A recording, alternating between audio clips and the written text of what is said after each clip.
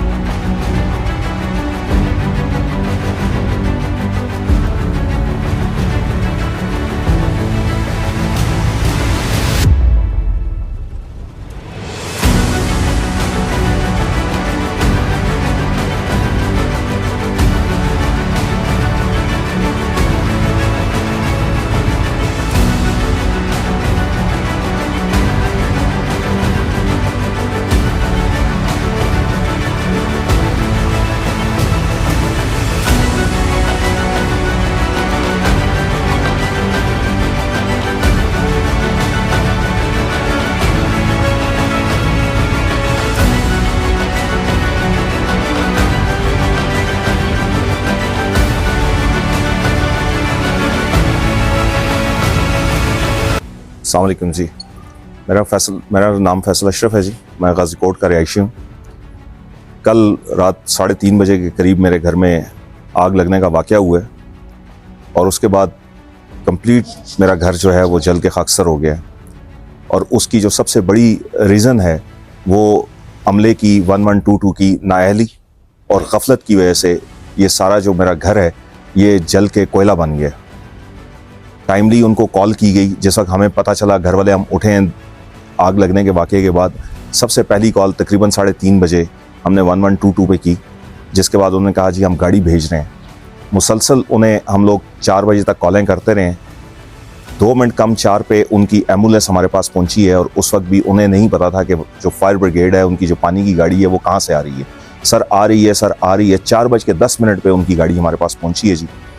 और उसके बाद आते ही उन लोगों ने रास्ते पे बहस शुरू कर दी और मुझे यहाँ तक कहा गया कि जी हम गाड़ी अंदर नहीं लेके जा सकते।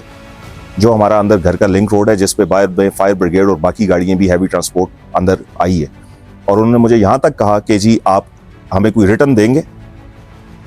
उस कंडीशन में जिस वक्त मेरे घर को आग लगी हुई है और वो मुझसे उस वक्त रिटर्न मांग रहे हैं कि आप हमें कोई रिटर्न देंगे, हम गाड़ी अंदर लेके जाएं ताकि हमारी गाड़ी को कोई डैमेज अगर हुआ तो उसका रिस्पॉन्सिबल भी मैं ही हूँगा, जिसके घर में ऑलरेडी आग लगी और जिसके बच्चे, जिसके घर वाले उस वक्त उस आग में झुलसने के लिए अंदर बैठे हुए हैं।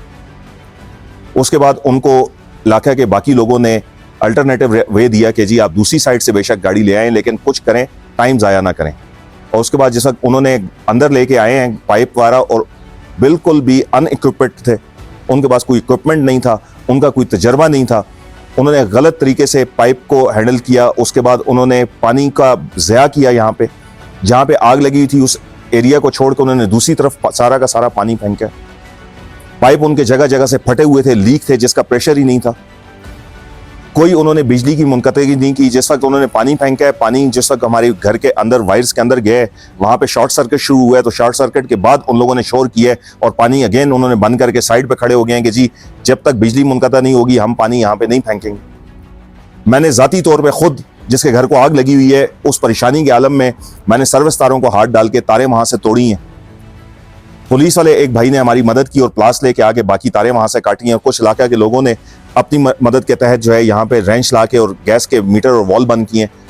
ना उनके पास रेंच थे, ना उनके पास प्लास था, ना उनके पास जो है फायर बुझाने के लिए कोई फोम यूज किया, ना उन्होंने फायर बॉल यूज किए, कुछ भी उन्होंने यूज नहीं किया।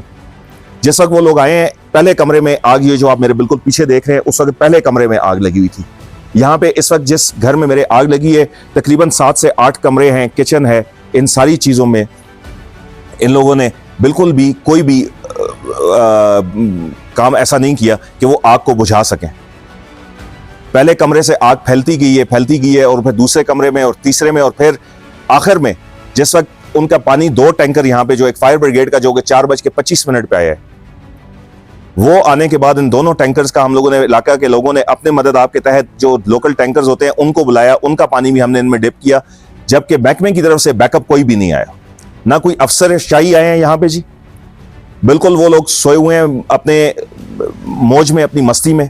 ना किसी ने अभी तक मुझसे इलाके की इंतजामिया ने, किसी भी इलाके की इंतजामिया में, किसी का भी नाम नहीं लूंगा, लेकिन किसी ने भी अभी तक रब्ता नहीं किया कि हम लोग भी यहाँ पे मौजूद हैं, हम लोग यहाँ पाकिस्तान के शहरी हैं, हम लोग टैक्स देने वाले लोग हैं, ठीक है। और मेन रोड पे शायद रेशम पे रहते हुए अगर एक घर में आग को सिटी में रहते हुए अगर नहीं बुझा सकता 1122 या बाकी इंतजामिया यहाँ पे आके मामलात को संभाल नहीं सकती है, तो इनकी कारकर्दगी पे, इन लोगों पे बहुत बड़ा सवाल है। और ये सवाल मैं आप लोगों पे छोड़ता हूँ, मीडिया पे छोड़ता हूँ, आवाम पे छोड़ता हूँ कि वो इनसे जवाब लें कि ये इनकी कारकर्दगी है, ये हमारे टैक्सों के पैसे हैं जिन पे ये इतनी बड़ी बड़ी गाड़ियों पे घूम फिर रहे हैं और इतना फंड इनको गवर्नमेंट रिलीज कर रही है। पाकिस्तान में दूसरे या तीसरे नंबर पे ये एक इदारा है जिसको इतना हैवी फंडिंग होती है और उसके बावजूद इनकी कारकर्दगी 0/0 है। इनके पास प्लास तक नहीं है, रेंज नहीं है, इनके पास ट्रेंड स्टाफ तक नहीं है। एक गाड़ी में 2 बंदे आए हैं, एक ड्राइवर जो मुझसे क्वेश्चन करता है कि भाई आप मुझे रिटर्न दें। मैं आग लगी हुई उस टाइम मैं जाऊं, जाके वहां से स्टैम्प पेपर वाले को लेके आऊं और मैं स्टैम्प इनको लिख के दूं। और दूसरा एक बंदा जिसके पास कोई ऐसी चीज नहीं है जिसके साथ वो आग को जो है वो बुझा सके। पानी के पाइप इनके फटे हुए हैं। इनको टूल्स जो दिए गए हैं कि जी आप चादरें हटाएं और वहां पे पानी आप फेंके ताकि आग जो है वो कंट्रोल में आ सके। इनकी नेग्लिजेंस की वजह से आग जो लग गई थी, अगर वो 10%, 15%, 20% नुकसान देती, वो जरूर देती।